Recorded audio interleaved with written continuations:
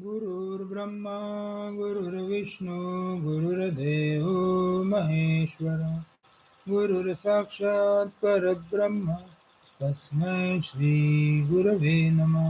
ॐ सहनावतु सहनौ भुनक्तु सह वीर्यं करवावहै तेजस्विनावधीतमस्तु मा विद्विषावहै।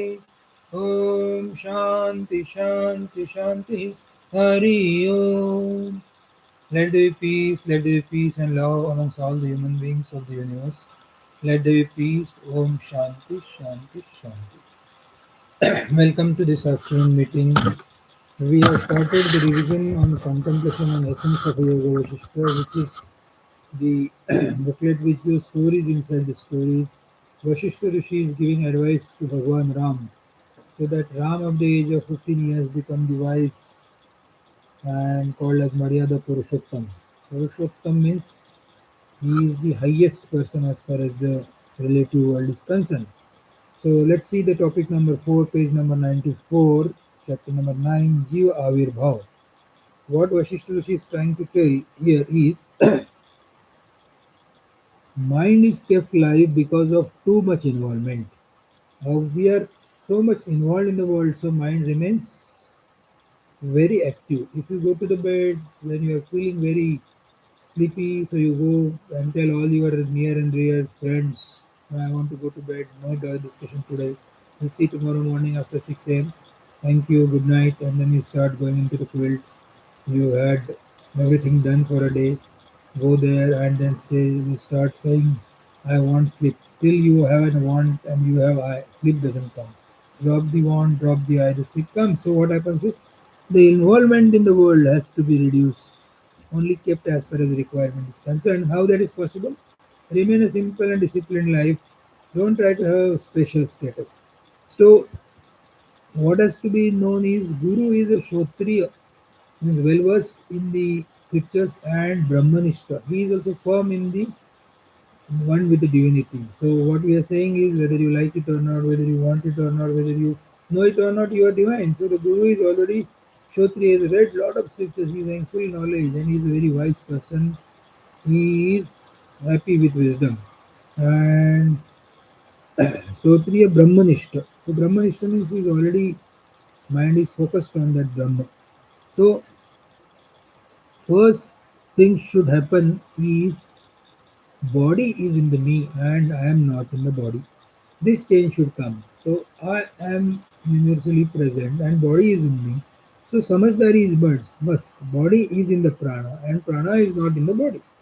So if internal and air and external air are closed, life is not possible. Therefore life is inside as well as outside. As long as our mind is holding on to the body, our thinking will be always with respect to the body. So moment you get up in the morning, body starts feeling, yes, I have hands, I have the legs, I have this stomach, I have the heart, I have to do this, I have to do that, I have to do this. So then what happens is you are restricted or limited to the body identification, then mind identification, and max as a Ishwar identification with your ego. So that has to be dropped. As long as our mind is holding on to the body, our thinking will be with reference to the body. This is bondage. This is ego, and this is samsara.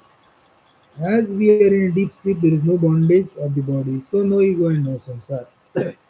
So projection of mind in terms of speech is either we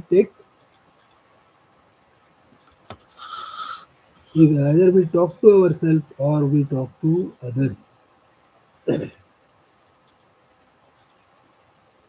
We have heard the term called as killing the mind. What do you mean by killing the mind? We have to kill the mind means killing the mind means halting.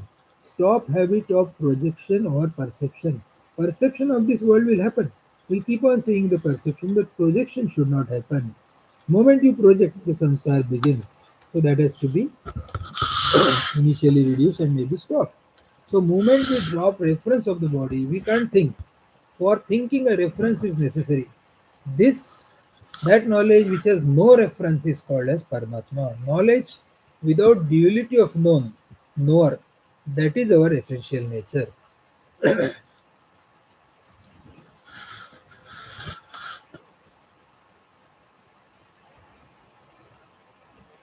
Everything is in this reality, but we are not aware of our own being because we are either preoccupied by one of the ahankars. What are the three ahankars? Ahankar number one is body identification. We say I am only this body and nothing other than that. Your second ahankar is your maxim say that you are jiva. So you are the part of the Brahman or maxim. You say Aham Brahmasmi. So there are three ahankars. We are bound by that and we never realize that we are that divinity unfragmented. When all the three are dropped, what remains is that we cannot spoke of. So ये तीनों अहंकार drop कर देने के बाद जीव Dehatma Bhav, Jivatma Bhav, and Ishwaratma Bhav. If we drop all this, that we cannot talk of. When God kills, it is the greatest blessing in disguise. So if God kills our ego, it is blessing in disguise. By default setting, we are all perfect. Mind is the expression of consciousness. So,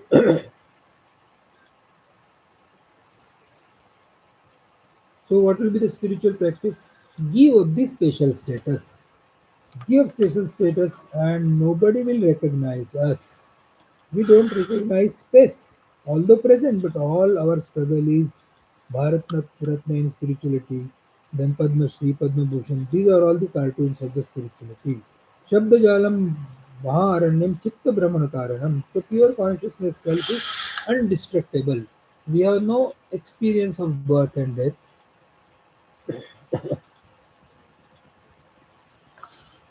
Miseries are experienced, but miserable personality is not born. That is spirituality.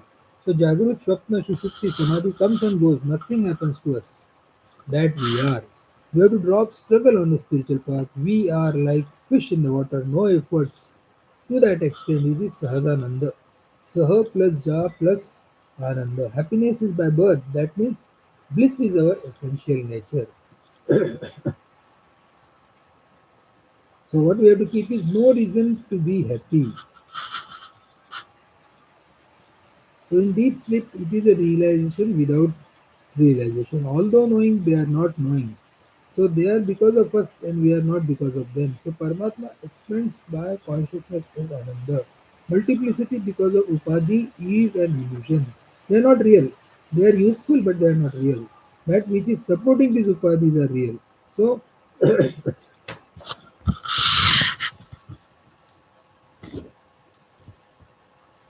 So those are the perfect yogis who sees the equality of the beings and respect to the joys and sorrows of others as if it is their own sorrows and joys. So it is undivided, unfragmented consciousness is bliss. With the understanding if you live in this world then you cannot be enslaved. Everything is in this world is relative.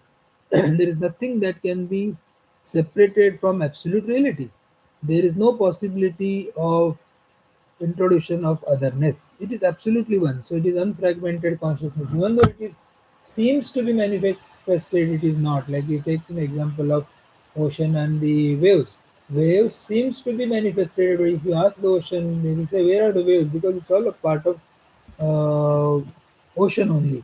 So ultimate authority is Upanishad. Thus, knowledge must be demonstrated by the teacher or the preacher in his life. So no creation of the ashramas and buildings and what that and the societies and this thing. We live in this world in a natural way, but we have no comments to offer, no possibility of otherness in the absolute. So manyness is because of conditioning or upadhis, like son, father, husband, are none other than the man. We be a water drop in the water. Don't talk about your miseries and problems with anyone. So what is the total takeaway? Sense of otherness and sense of incompleteness is zero. And then only we can remain happy, blissful, cheerful, peaceful, and over and above contented and relax. So with the last shloka is gods, animals, man and other forms fashioned from Brahman, that is a supreme spirit. They are seen it as if divided or varied, but they are the bubbles on the oceans. So that is only one. Thus the individual soul, encircled by the rope of mental impression and surrounded by the web of sorrow, gradually attains to the state of thinking.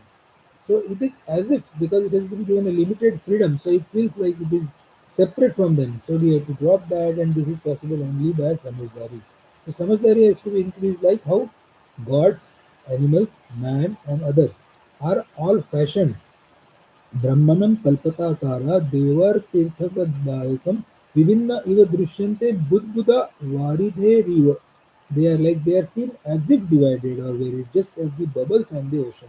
The bubbles like they come up for some time and then go away, but it is only ocean only. So what is today's takeaway? Sense of otherness is zero. Sense of incompleteness is zero. The rest is totally given up, and then only mind will remain tranquil, contented, blissful, cheerful, happy, and over and over, cool and relaxed with this prayer. Om Purnamada Purnamidam Purnat Purnamidachyate Purnasya Purnamadaya Purnamevavasishyate. Om Shanti Shanti Shanti Hari Om Tat Sat. Sri Ramachandracha Namaste Samudra Krishna Holy Tirth of Sri Ramachandra.